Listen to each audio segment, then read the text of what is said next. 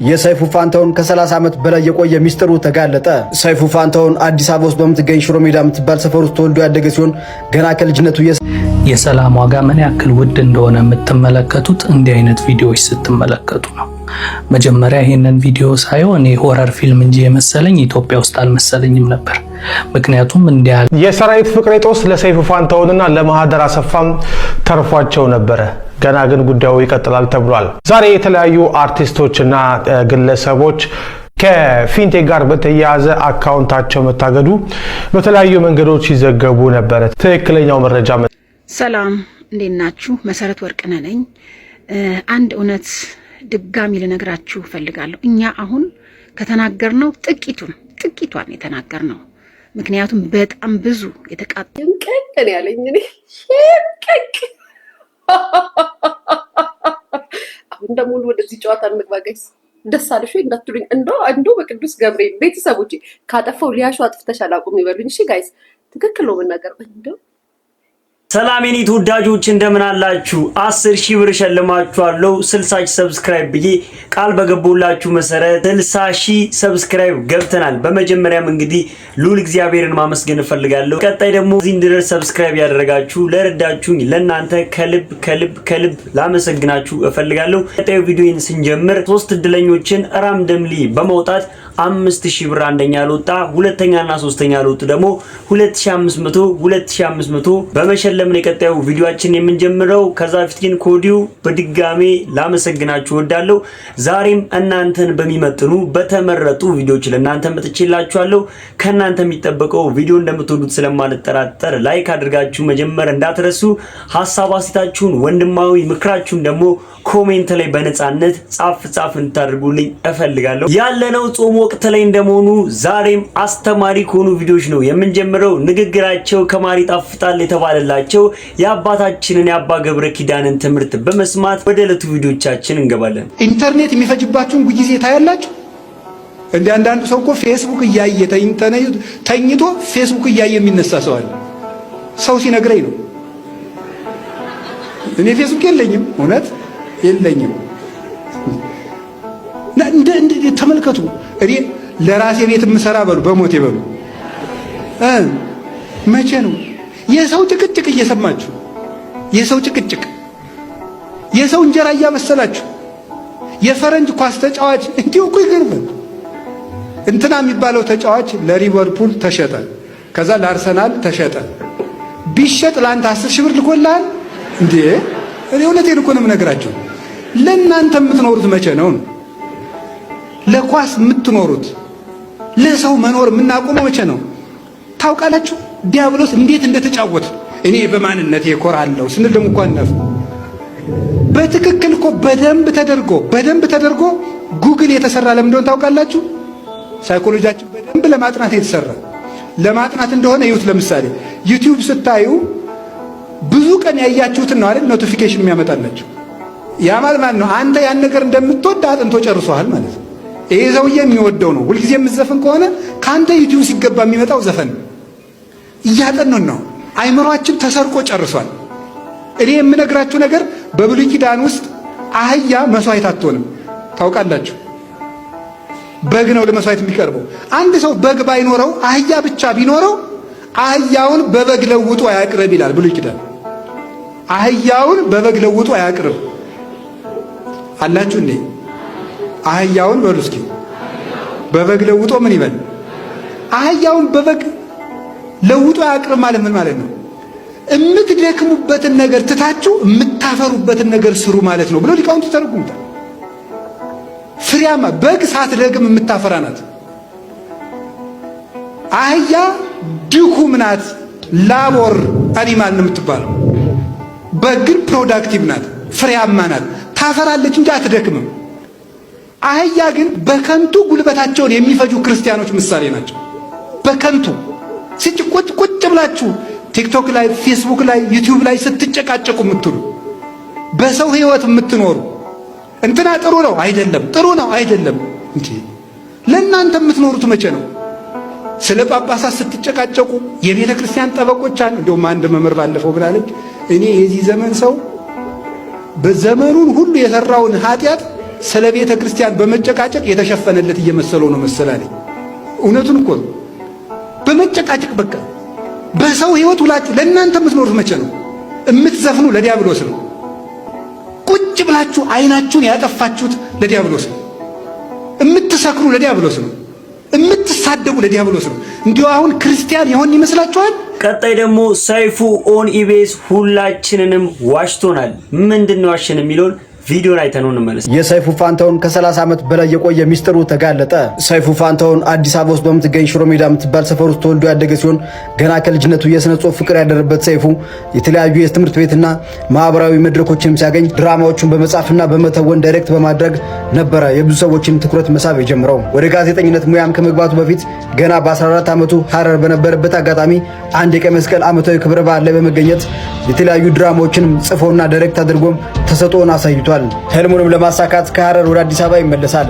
በወቅቱም በጣም ታዋቂ የነበረው የመዝናኛ ጋዜጦችን የሚያወጣው ሞገድ ጋዜጣም ውስጥ ገብቶ የተለያዩ የመዝናኛ ጽሑፎችና መጣጥፎችንም በመስጠት ወደ ጋዜጠኝነት ሙያም ይቀላቀላል። የዘጠናዎቹ ልጆች ትውስታ የሆነው 120 የቴሌቪዥን የመዝናኛ ፕሮግራም ውስጥም ከታዋቂ ከነ አስረስና ሌሎች ጋር በመሆን አጫጭር ድራማዎችንና ሌሎች መዝናኛ ፕሮግራሞችንም ይሰራ እንደነበር ይታወሳል። ከ120 የመዝናኛ ፕሮግራም በኋላ ቀጥሎ ለ6 ዓመታት የሰራውም ሆሊውድ የሚባል የመዝናኛ ጋዜጣ ነበር።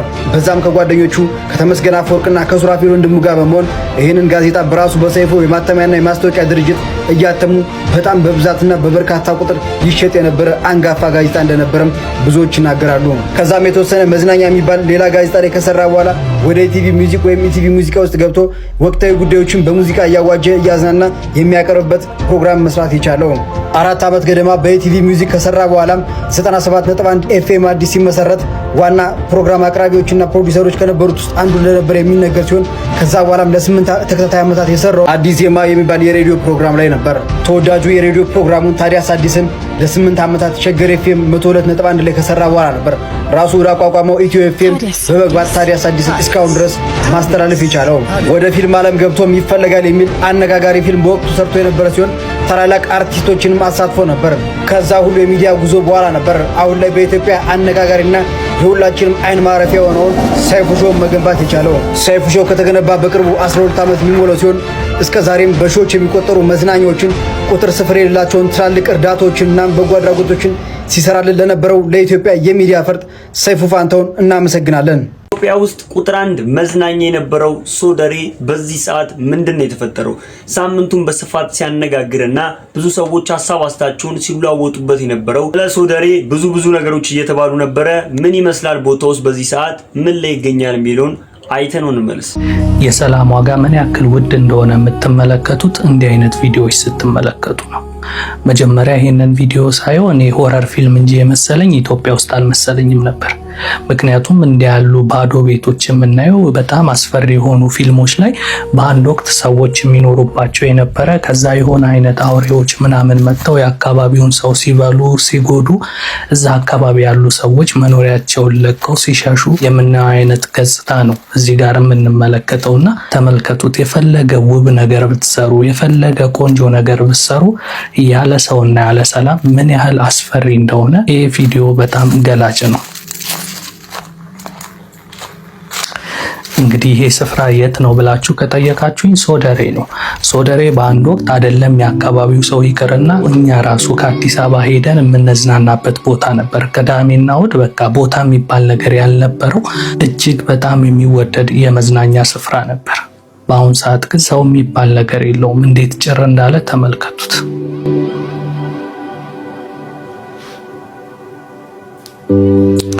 ቅድም በመግቢያ ላይ ያሳዩአችሁ ቤቶች ደግሞ ያኔ በጣም ብዙ ሰዎች ወደ አካባቢው ላይ ስለሚመጡ እንደ ገስት ሃውስ አይነት ቤቶች ነበር የተሰሩት። ይሄ ሁሉ መደዳ የምትመለከቱት ቤት በብዛት የተሰራው በሰዓቱ የነበረውን ዲማንድ ተመልክቶ ነው። ብዙ ተጠቃሚ ስለነበር ለብዙ ሰው ይሆናል ተብሎ የተሰሩ ቤቶች ነበሩ። ግን እንደታሰበው ሳይሆን እነዚህን የመሳሰሉ ቤቶች አሁን ላይ የአራዊት፣ የጅብ፣ የእባብ፣ የጊንጥ ምናምን መኖሪያ ሆነዋል ነው እንግዲህ ያሉኝና ይህንን ቪዲዮ ስመለከት እጅግ በጣም ነው ያዘንኩት።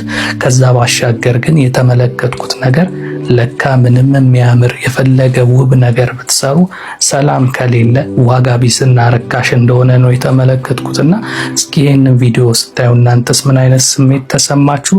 በወቅቱ ሶደሬ እየሄዳችሁ ትዝናኑ የነበራችሁ የሶደሬ ትዝታ ያለባችሁ ሰዎች አሁን ላይ እንዲሆኑ ስትመለከቱት ምን አይነት ስሜት ተሰማችሁ? ሀሳብ አስተያየታችሁን ከስር ጻፉልኝ። ከምንም በላይ ግን ሰላም ያለውን ዋጋ ከዚህ መማር አለብን ብዬ አስባለሁ። ለማንኛውም የእናንተው ኤላ ነበርኩ። ነገ በሌላ ቪዲዮ እስክንገናኝ የዛሬን በዚህ ያበቃለሁ። መልካም ጊዜ።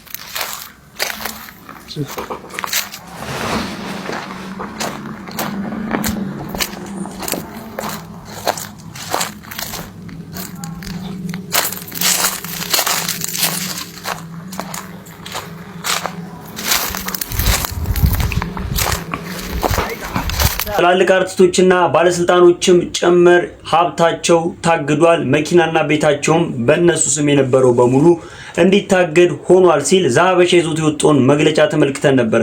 ምን ይመስላል የሚለውን እንመለስ። የሰራዊት ፍቅሬ ጦስ ለሰይፉ ፋንታሁንና ለማህደር አሰፋም ተርፏቸው ነበረ።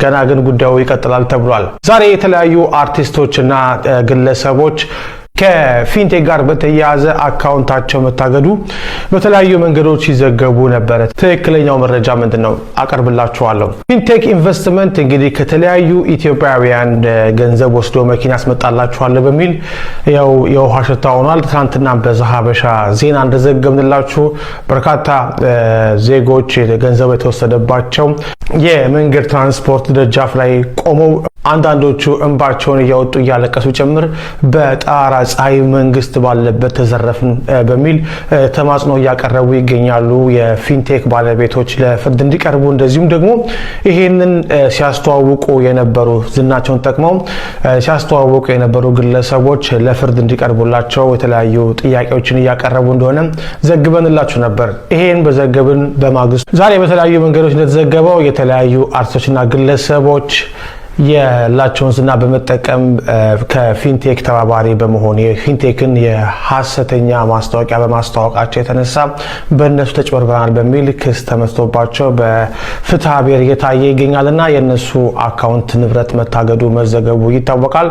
ዛሀበሻ ባለው የፍርድ ቤት ማስረጃ መሰረት የሰራዊት ፍቅሬን ጨምሮ የ10 ግለሰቦች አካውንት ታግዶ የነበረ ሲሆን ከመጋቢት 7 ጀምሮ ደግሞ እንዲነሳ መደረጉን በፌደራል የመጀመሪያ ደረጃ ፍርድ ቤት ሬጅስትራር ሰላማዊት ስም የወጣው ደብዳቤ ያመለክታል። ስለዚህም ሰራዊት ፍቅሬን ጨምሮ የተከሰሱት አካውንታቸው እንደገና ቢለቀቅላቸውም እነሱ ግን ዳኛዋ ግን ጉዳዩን እመለከታለሁ ብላለች። በህዝቡ በእነሱ ማስታወቂያ ተታሏል አልተታለለም የሚለውንና ህዝቡ ደግሞ ያቀረበውን ክስ ዳኛዋ አከታተላል ብላለች። ለጊዜው ግን የአካውንታቸውን መታገድ መነሳት የሚያመለክት ማስረጃዎች አግኝተናል። በፌደራል የመጀመሪያ ደረጃ የፍትሐ ብሔር ክስ የቀረበባቸውና ንብረታቸው ታግዶባቸው መጋቢት 7 የተለቀቀላቸው አንደኛ ፊንቴክ ኢንቨስትመንት ግሩፕ፣ ሁለተኛ አቶ ዳንኤል ዮሐንስ ኢየሱስ፣ ሶስተኛ አቶ ግርማይ ገብረ ሚካኤል ይደጎም፣ አራተኛ አቶ አስግድ ኢያሱ ለብሶ፣ አምስተኛ ሰራዊት መልቲሚዲያ፣ ስድስተኛ አቶ ሰራዊት ፍቅሬ ዋህርካ፣ ሰባተኛ አብርሃም ግዛው ኢንተርቴይንመንት፣ እንደዚሁም ስምንተኛ አብርሃም ግዛው ራሱ፣ ዘጠነኛ አባይ ቲቪ፣ 10ኛ ናሁ ቲቪ፣ 11ኛ ሪፖርተር ጋዜጣ፣ 12ኛ ይገረም ደጀኔ አስቴር፣ 13ኛ ዳንኤል ተገኝ፣ 14ኛ ሰለሞን ቦጋለ፣ 15ኛ ካሊድ ናስር፣ 16ኛ ቲክቶከሩ መንሱር ጀማል ናቸው። ሰራዊት ፍቅሬ ወደፊት አካውንቱ የሚታገድ ከሆነ ሰይፉ ፋንታውን መንካቱ የማይቀር ነው። ምክንያቱም ኢትዮ ኤፍኤም የሚባል የጋራ ድርጅት አላቸው ከአላም ጉዳይ ከፈተላቸው ለሰይፉ ለማህደርና እንደዚሁም ደግሞ ራሱ ለሰራዊት ፍቅሬ። ስለዚህም ፍርድ ቤት ንብረት ሲያግድ ወደ ኢትዮ ኤፍኤም በመሄድ የሰይፉ ፋንታውንም ሊያጉላላቸው ይችላል። ከጉዳዩ ጋር ምንም አይነት ግንኙነት ባይኖራቸው ሰይፉና ማህደር የሰራዊት ጦስ ግን ሊደርሳቸው ይችላል። ስለዚህም ማንኛውም ግለሰብ ለምትሰሩት ማስታወቂያ ጥንቃቄ ማድረግ አለባቸው። በተለይ እንደዚህ ሪል ስቴት እንደዚህ የመኪና ያስመጣሉ ምናምን የሚሉ ነገሮች ላይ ከፍተኛ ጥንቃቄ ያስፈልጋል። ዝናችሁን ተጠቅመው ብዙ ሰዎች ሊሳሃት ይችላል። በዛ የተነሳ የብዙ ሰዎች ህይወት ተበጥቷል። ትላንትና በነበረው ሰላማዊ ሰልፍ ላይም ሲናገሩ የነበሩት በዚህ የተነሳ ስትሮክ የታመመ ሰው አለ፣ በዚህ የተነሳ ብዙ በሽታ ውስጥ የወደቁ ሰዎች አሉ፣ እርጉዝ ያስወለዳ ሴት አለች። ብዙ ነገር ነው በደል የደረሰባቸው ሰዎች እየተናገሩ የሚገኘው። ስለዚህ ይሄ ነገር ጦሱም ለሌሎች ለስራ ባልደረቦች ለሼር ሆልደሮች ሊደርስ ስለሚችል ማስታወቂያ የምታስተዋውቁ ሰዎች ጥንቃቄ ማድረግ ይገባቸዋል። ከዚሁ ጉዳይ ጋር ተያይዞ ደግሞ አውንታ መርሲሳ ብዙ ጊዜ እውነቶችን በማጋለጥ የምናውቀው ወንድማችን አውንታ መርሲሳ በዚህ ጉዳይም ሐሳብ ሰጥቶ ነበር። ምን ይመስላል የሚለውን አይተነው እንመለስ። ከፊንቴክ ኢንቨስትመንት ጋር በተያያዘ ንብረታቸውን እንዳያንቀሳቀሱ የታገዱ የሚዲያ ተቋማት፣ አርቲስቶች፣ ቲክቶከሮች፣ የተለያዩ ግለሰቦች ታግዶ የነበረው እግድ ተነስቷል የሚል ዜና በፍጹም የተሳሳተ ነው። ሲጀምር ስለመታገዱ ማንም ሶሻል ሚዲያ አካባቢ መጥቶ የተናገረ ሰው አልነበረም። ትላንትና እኔ ነኝ የነገርኳችሁ። በ24 ሰዓት ውስጥ መጥተው እግዱ ተነስቷል የሚሉ ሰዎች እየመጡ ናቸው ያሉት። ይሄ ምን ታስበው ነው የሚለውን ለማየት ከሞከርን ፊንቴክ ላይ ከ1000 እስከ 1300 ቪክቲሞች አሉ። እነዚህ ቪክቲሞች መጀመሪያውኑ እንዳይሰባሰቡ ተደርጓል። እንዳይሰባሰቡ የተደረገበት ምክንያት ከተሰባሰቡ ፓወር ይኖራቸዋል፣ የተለያዩ የመንግስት አካላት ጋር ይሄዳሉ፣ መክሰስ ይችላሉ፣ ዲስከሽን ያደርጋሉ፣ የተለያዩ ችግሮቻቸውን መፍታት ይችላሉ። እነዚህን ሰዎች ወደ ህግ ማቅረብ ፓወር ይኖራቸዋል። ስለዚህ እንዳይሰባሰቡ ነው የተደረጉ። ተሰባስበው ከተገኙ ደግሞ የተለያዩ ሎቢዎችን መሃል ላይ በማስገባት ቪክቲም እንደሆኑ ከነሱ ጋር መሃል ያስገቧቸውና እነዛ ሰዎች እንዲበትኗቸው ሲከፈላቸው ጭምር የነበሩ ሰዎች ናቸው። ከዚህ በተጨማሪ እንደዚህ አይነት ሐሰተኛ ወሬዎችን በመዛት ተስፋ ማስቆረጥ፣ እነዛን ሰዎች ወደ ህግ እንዳይሄዱ ተስፋ ማስቆረጥ ውስጥ የተገባ ስለሆነ ይሄ ዜና በፍጹም የተሳሳተ ነው። ሲጀመር እነዚህ ሰዎች የተበተኑ ናቸው። 2 3 4 እየሆኑ ነው ክስ የመሰረቱት እንጂ አንድ ላይ 1300ዎቹም አንድ ላይ ክስ አልመሰረቱ። የአንዱ ሲነሳ የአንዱ ኦልሬዲ ታግዷል። በጣም ብዙ እግዶች ናቸው የመጡት ተከፋፍለው ስለሄዱ ወደ ፍርድ ቤት ማለት ነው። ስለዚህ ሲጀመር እነዚህ አርቲስቶች ነን ምናምን ብነን የሚሉ ሶፋቸውንና ምላሳቸውን ብቻ አጣፍጠው የሚንቀሳቀሱ ሰዎች የባንክ አካውንታቸው ላይ እኮ እስከ 100 ብር ድረስ ነው የተገኘው። ማክሲመም 1 ሚሊዮን ብር ነው የተገኘው። ይሄ ምንን ያሳየናል? መጀመሪያውኑ ካሹን አሸሽተውታል። ወደ ፍርድ ቤት የሄዳችሁ ሰዎች ፍርድ ቤትን እመኑ። የተለያዩ ችግሮች ቢያጋጥሟችሁም ፍርድ ቤትን እመኑ። ትኩረት የምታደርጉት ደግሞ የማይንቀሳቀሱ ሀብት ላይ አድርጉ። መሬት ላይ፣ እቤት ላይ፣ ግፋ ካለ ደግሞ ተሽከርካሪዎቻቸው ላይ። እነዚህ አካባቢ ነው የተሻለ ውጤት የተገኘው። አሁን እግዱ ተነስቷል የሚል ዜና ከሰሙ ሰዎቹ እነዚህ ንብረቶች ለመሸጥ ጊዜ ያገኛሉ። አንዱም ትኩረት የተደረገው ይሄንን እንትን ለማለት ነው። ስለዚህ እነዚህ ነገሮች ላይ ትኩረት አድርጉ። ሁለተኛ ሌላ ሚዲያ ተቋማትም ጨምሩበት። ይሄን ሲያስተዋውቀው የነበሩ እነ ኢቢኤስ፣ ኢቢሲ ያሉ ትላልቅ ተቋማትንም ጨምሩባቸው። ስለዚህ በእንደዚህ አይነት ሁኔታ ሳትደናገጡ የጀመራችሁበትን እንትን ቀጥሉ ለማለት እወዳለሁ። በስተመጨረሻ የሙስሊም ወገኖቻችን ጓደኞቼ፣ የምታውቁኝ የማታውቁኝ ሁላችሁም እንኳን ለጾመ ፍቺው አደረሳችሁ። ሌላ ደግሞ በድጋሜ ትልቅ ሀዘን ውስጥ ሙሉ የኢትዮጵያ ሕዝብ እንዲገባ ምክንያት የሆነው የነጻነት ወርቅነህ ጉዳይ በዚህ ሳምንት እንደ አዲስ መነጋገሪያ እንደነበረ ሁላችሁም ተመልክታችሁታል ብዬ አስባለሁ። በተለያዩ ሶሻል ሚዲያዎች ላይ የተለያዩ አሉባልታዎች፣ ውሸቶችና እውነቶቹ ተደባልቀው እውነቱን ከውሸቱ ለመለየት በሚከብድ ሁኔታ የተለያዩ ሰዎች በተለያዩ ሶሻል ሚዲያዎች ላይ ብዙ ነገሮችን ሲባል ሰምታችኋል ብዬ አስባለሁ። ከዚህ ጉዳይ ጋር ተያይዞ ደግሞ የነጻነት ወርቅነህ እህት በራሷ ቻናል ብዙ ነገሮችን አልተናገርኩም እውነቱ ይህንን ይመስላል ስትል የተናገረችው ንግግር አለ። ከዛ በፊት ግን ሊያሹን በዚህ ጉዳይ የሰጠችው መልስ አለ። የሊያሹን ቪዲዮ እንመልከትና ቀጣይ የነጻነት ወርቅነህ እህት ህዝብ ይወቅልኝ ስትል ራሷ ሶሻል ሚዲያ ላይ ለቀቀችውን ቪዲዮ አይተነው እንመለሳለን። እንቀቀን ያለኝ እኔ እንቀቅ። አሁን ደግሞ ወደዚህ ጨዋታ እንግባ ጋይስ። ደስ አለሽ ወይ እንዳትሉኝ እንደው በቅዱስ ገብርኤል ቤተሰቦቼ ካጠፋው ሊያሹ አጥፍተሻል አቁም ይበሉኝ። እሺ ጋይስ ትክክል ነው መናገር። እንደው እናንተ ሰው ግን እንደዚህ በአደባባይ ይቀደዳል? ያው ፌመስ ተብሎ 29 ዓመት ጓደኛ አንድ ወር ተለያይተናል ሲል ዘረዘሩታ ጋይስ፣ ዘረዘሩት። እህትየዋ ዘረዘረችው። ጥፍሬ ምዝር፣ ሰውነቴ ብር፣ ፀጉሬ ቆም ወይኔ ጉድ ወይኔ ያልኩኝ ጋይስ እያልኩኝ ሳዳምጥ የነበረው ጋይስ። እንደው ባይዋሸሽ 29 ዓመት በጓደኝነት ባዩ የሰርጉ ቀን ሚዜ ቁሜ ሄዳልኩት። እግዚኦ እግዚኦ እግዚኦ እግዚኦ እግዚኦ እግዚኦ ጋይስ መቼ አራል ነበረ እኛ ማናውቀው ሰርግ አለ እንዳለ ወንድምየው ጋይስ። እግዚኦ ማረነ ክርስቶስ እግዚኦ እግዚኦ ህዝብ ፊት አይጣላችሁ እኮ አይ ቤተሰብ አረ ተሽኮርመሙ ያገሬ ልጅ አትሽኮርመሙም እንዴ እናንተ? ተሽኮርመሙ እንጂ ቡናችሁን ይዛችሁ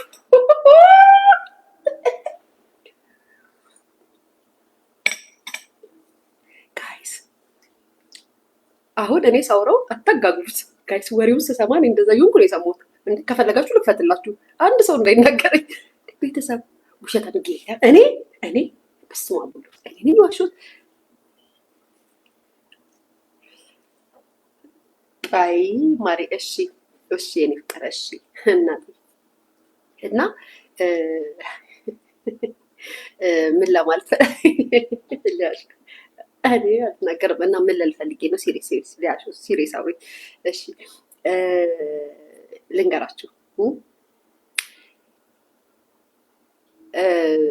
ምናልባት አንድ ነገር ልንገራችሁ። ቤተሰብ ከሚያውቀው ሚስት ከምታውቀው ሚስጥር የበለጠ የቅርብ ጓደኛ ሊያውቅ ይችላል።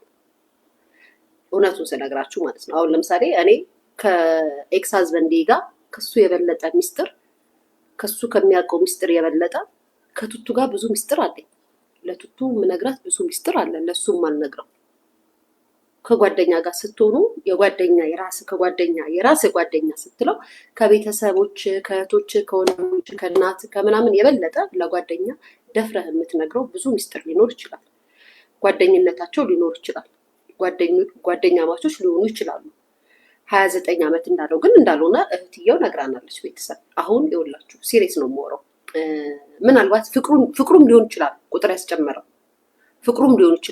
ያስጨመረው በጓደኝነት 29 ዓመት ኖረናል። ያው ትንሽ ባይበዛ ትንሽ ቀንስ ቢያደርገው ጥሩ ነበረ። እሱም አብዝቶታል። ግን 29 ዓመት ከእንደገና አሜሪካ 2 ዓመት ምናምን ተቀምጧል። ምናምን ብዙ ነው የተዘረዘረው። የፍቅር ነው። አሁን ለምሳሌ እኔ ከቱቱ ጋር እውነት ለመናገር በጥቂት ዓመታት ነው፣ ግን ሁሌ ስነግራችሁ ሳወራ ከቱርክ ጀምሮ እኔና ቱቱ ጓደኛሞች ከሆኑን እውነት ለመናገር 3 ዓመት አይሆነንም። ሀቅ ስነግራችሁ እግዚአብሔር በሚያውቅ ግን ሁሌ እኔ ሳወራ ምንድን ነው የምላችሁ ከቱርክ ጀምሮ ነው የማውቃት፣ የድሮ ጓደኛዬ ናት ነው የምላችሁ። አንዳንዴ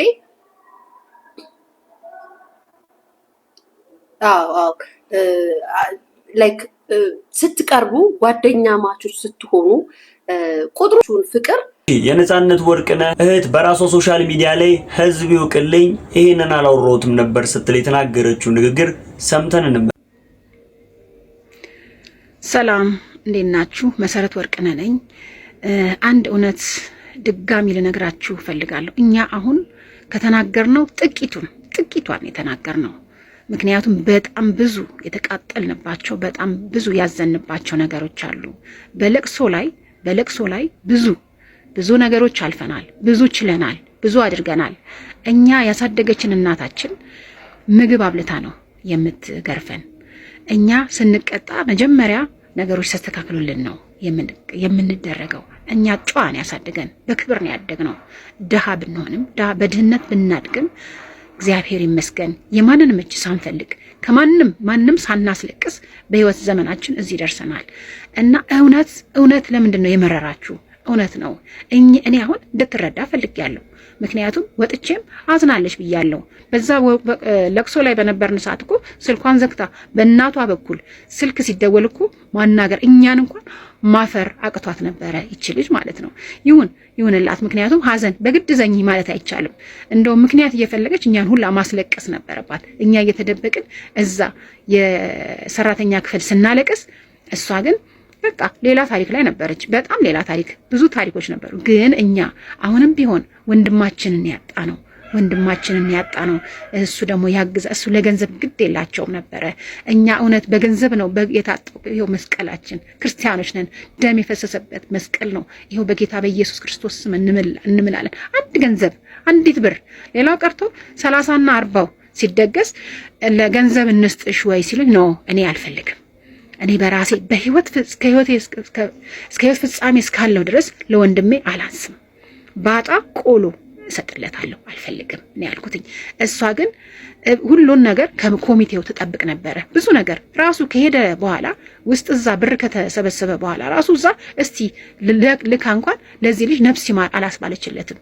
ሁሉን ነገር ከኮሚቴ ይጠብቁ ነበረ፣ ያደርጉ ነበረ።